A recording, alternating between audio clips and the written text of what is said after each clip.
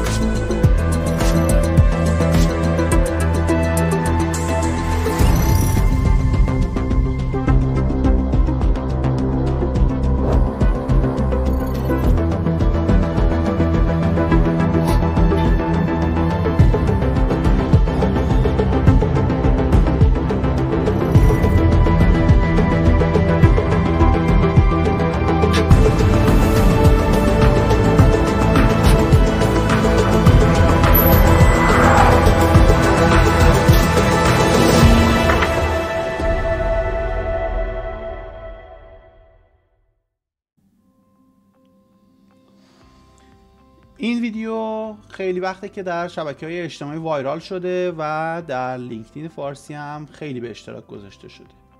اما جالبی که بیشتر کامنت هایی که زیر پست های این در حقیقت ویدیو کلیپ میبینید پست هایی هست که مردم به خصوص ایرانی ها میان در خصوص نگرانی از بین رفتن مشاغل صحبت میکنن. مشاغلی که با توسعه ربات‌های انسان نما به خطر میافتند و دیگه این مشاغل رو ماشین‌ها و هوش مصنوعی در حقیقت هندلش میکنن. یه نکته رو خدمتتون عرض بکنم. توسعه هوش مصنوعی از سال 1984 خیلی مورد توجه جهانیان قرار گرفته.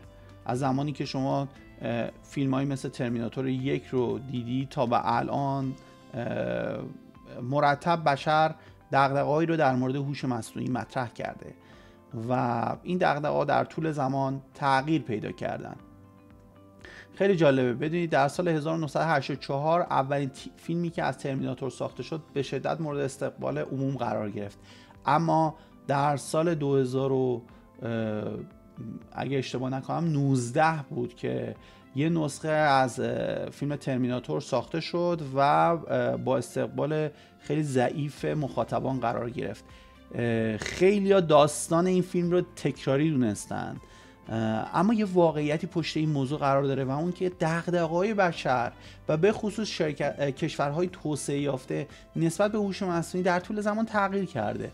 الان دیگه در دنیا خیلی به این موضوع نگاه نمی‌کنن که این ورود هوش مصنوعی به این جور قبیل کارها یا این دسته از کارهایی که بیشتر کارهای یدی هستند ممکنه برای مشاغل یک تهدید محسوب میشن.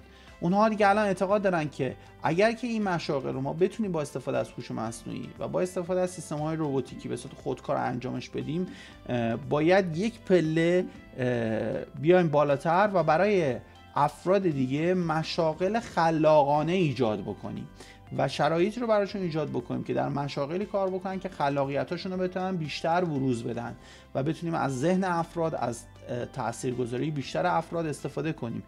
در حقیقت در کشورهای توسعه یافته کارهای یدی رو مانع توسعه فردی میدونن، میگن این کارها فقط افراد رو به یک سری مسائل محدود مشغول میکنه و تلاش دارن که بتونن سطح رفاه و سطح دیدگاه اجتماعی خودشون رو ارتقا بدن.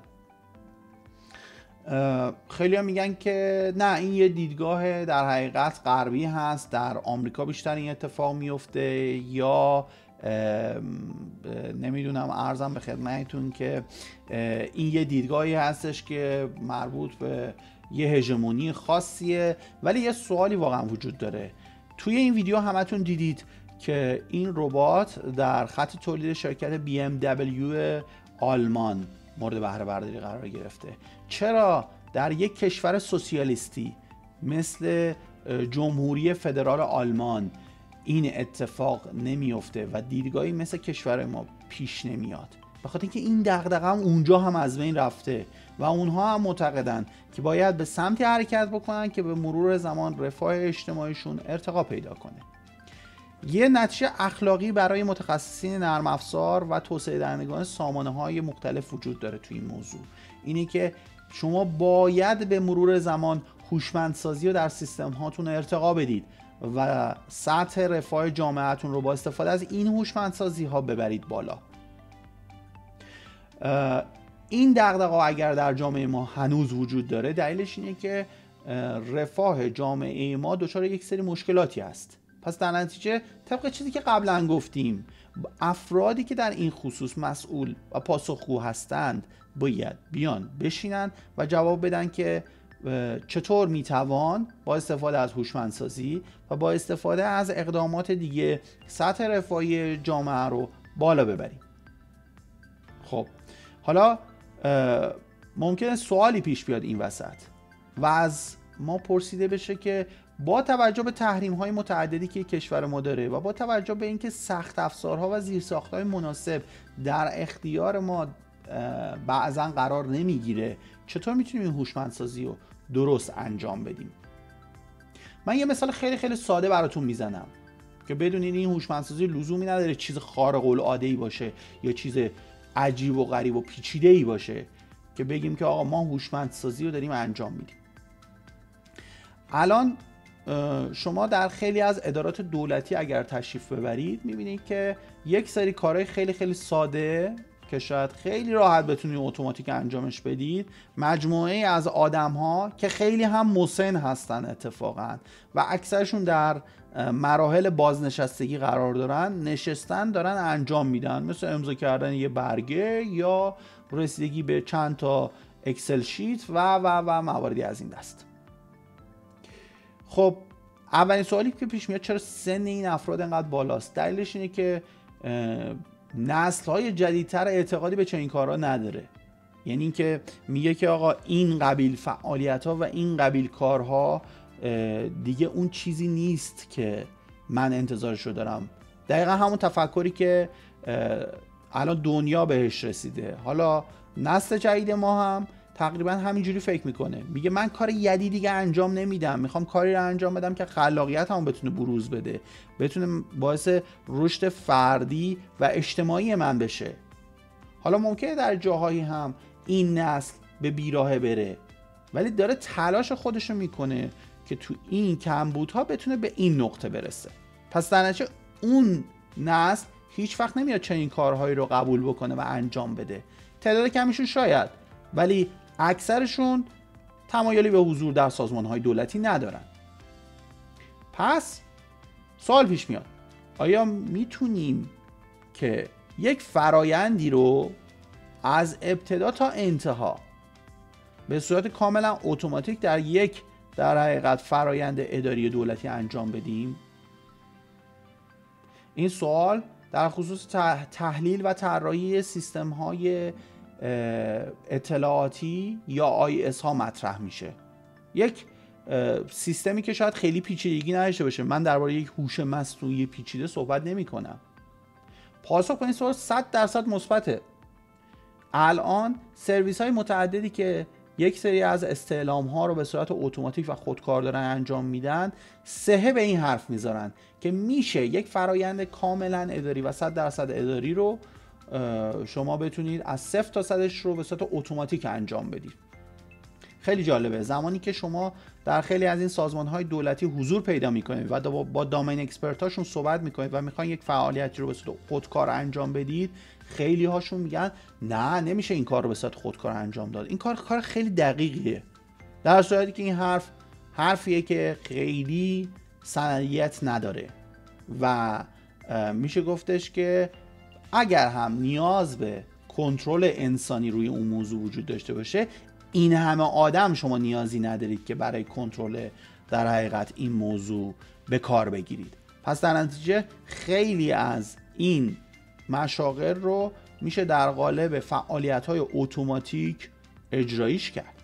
هنوز که هنوزه توی این مثالی که به شما گفتم کاملا مشهوده که نسل قدیم همچنان دغدغه از دست دادن یک شغل ساده، کم اهمیت و بدون خلاقیت رو داره، اما نسل جدید به دنبال مشاغل و فعالیت‌های بهتر، هوشمندتر، خلاقانه تره که بتونه رفاه و جایگاه اجتماعی خودش رو ارتقا بده. در نتیجه خیلی راحت باید به این نتیجه برسیم که ما هم مثل کشورهای دیگه باید به سمت هوشمندسازی فعالیت‌ها و فرایندهای سازمانی و سایر فعالیت‌های روزمره برسیم و بتونیم به اون سمت حرکت کنیم. شما نمیتونید بگید که نسل‌های جدید با تفکرات جدید دارید و بعد با همون روش‌های قدیمی میخواین این نسل‌ها رو هدایت کنید. دغدغه‌هایی که امروز خیلی‌ها در مورد مشاغل دارن مطرح میکنن به خاطر عدم در حقیقت بالانس بین رفاه جامعه و سطح پیشرفت جهانیه. پس دوستان عزیز، همراهان گرامی، هوشمندسازی فعالیت‌ها و فرایندها یک ضرورت امروزیه. شما نمیتوانید بگویید با دغدغه‌های 40 سال پیش جامعه جهانی من امروز هم میخوام با هوش مصنوعی و عرضم به خدمتتون که هوشمندسازی فرایندها و هوشمندسازی فعالیت‌ها برخورد بکنم. شاید بخشی از اون دغدغه‌ها همچنان در جامعه جهانی وجود داشته باشه، ولی خیلی هاش مرتفع شده و دید جامعه جهانی نسبت به هوش مصنوعی داره فراتر از این چیزی که ما الان داریم داره حرکت میکنه. در نتیجه توصیه میکنیم دیدگاهتون رو نسبت به هوشمندسازی فعالیت‌ها و فرایندهای سازمانیتون تغییر بدید تا بتونیم رشد و توسعه مناسبی مطابق با حرکت آن چیزی که در جامعه جهانی داره اتفاق میفته رو بتونیم در کشور خودمون داشته باشیم. از اینکه به این ویدیو توجه کردید سپاسگزارم. تا برنامه بعد، خدا نگهدار.